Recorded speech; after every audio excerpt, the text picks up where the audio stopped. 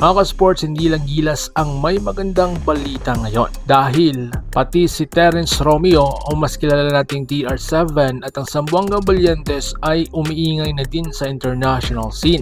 May Australia offer na, may Dubai statement win pa. At syempre babalikan din natin kung bakit muling nabubuhay ang pag-asa ng Gilas Pilipinas kina Kai Sotto at Junmar Fajardo. Kung trip mo po ang ganitong content, paiwan ng follow at pa-subscribe na din. Tara po, simulan na natin. Mga ka-sports, kung hilig ninyong bumili ng mga Gilas jersey, Gilas accessories at mga gamit na pang basketball habang nanonood po kayo sa aking mga videos, kindly check this basket on this lower part ng ating video at magpa-pop up yung ating mga items sa gilid. Mga legit po yung mga items dyan and see to it po na makabili po kayo ahead of time kasi meron po yung mga discounts and mga promos depende po sa seller. And also, kunting suporta din as a content creator po. Salamat!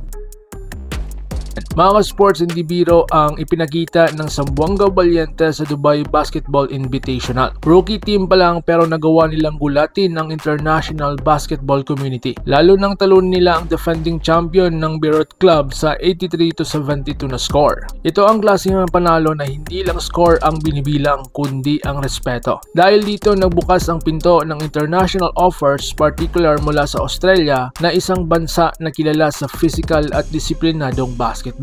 May mga ligang pwedeng pasukan, no? Unang-una ang NBL, isang top tier league or NBL 1, no, sa North, South, East, West, Central at ang Big V. Para sa Valientes, malaking hakbang ito na kung saan mas matinding kalaban, mas mataas na exposure, mas malaking market para sa Pinoy talent. So ngayon mga sports, Terence Romeo back on the international map. Isa sa mga pinaka nakinabang, no, si TR7 or mas kilala nating Terence Romeo. Free agent man siya ngayon pero sa Dubai Invitational, malinaw ang mensahe, hindi pa tapas si The Bro. Sa laban kontra Beirut Club, no, kumamada lang naman siya ng 20 points, clutch baskets, kumpiyansang galaw laban sa Lebanese national team players. Kung matuloy ang Australia stint, posibleng ito ang career reset ni Romeo.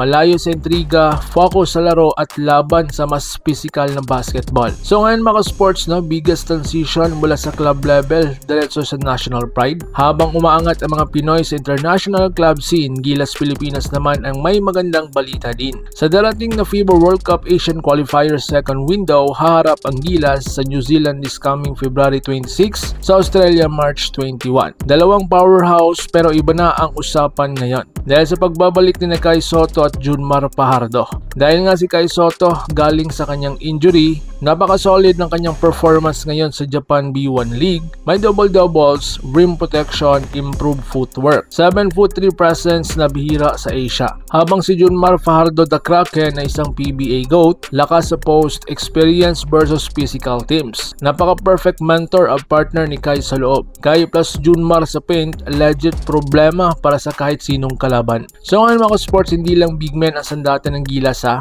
May Dwight Ramos, CJ Perez, Scottie Thompson, Carl Tamayo, AJ Ido at QMB. Sali mo na lang din si JB. At syempre, no, si Coach Tim Cone na kilala sa structured offense, disciplined defense, tamang paggamit ng veterans at young star. Dihado sa papel, yes, pero may tsansa na ngayon kaysa dati. So ngayon mga sports, real talk, no, ano ang realistic expectation? Hindi ito guaranteed wins ha, pero ang mahalaga, competitive games, hindi nagpapaapi at posibleng upset kung tama ang kanilang execution. At higit sa lahat, bumabalik ang respeto sa Gilas. Ngayon mga sports, ang kwento ngayon ng Philippine basketball ay pagangat ng Zamboanga Valientes mula Dubai hanggang Australia. Terence Romeo muling binubuhay ang kanyang career at ating national team ng Gilas Pilipinas may bagong pag-asa kina Kai at Junmar. Mga ka-sports, isa lang po ang malinaw, hindi na uubos ang talentong Pinoy. Kailangan ng tamang pagkakataon.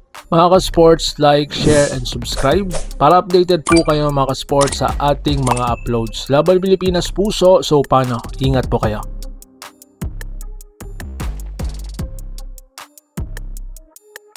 Mga ka-sports, kung hilig ninyong bumili ng mga Gilas jersey, Gilas accessories at mga gamit na pang basketball, habang nanonood po kayo sa aking mga videos, kindly check this basket on this lower part ng ating video at magpa-pop up yung ating mga items sa gilid. Mga legit po yung mga items dyan, and see to it po na makabili po kayo ahead of time kasi meron po yung mga discounts and mga promos depende po sa seller. And also, kunting suporta din as a content creator po. Salamat!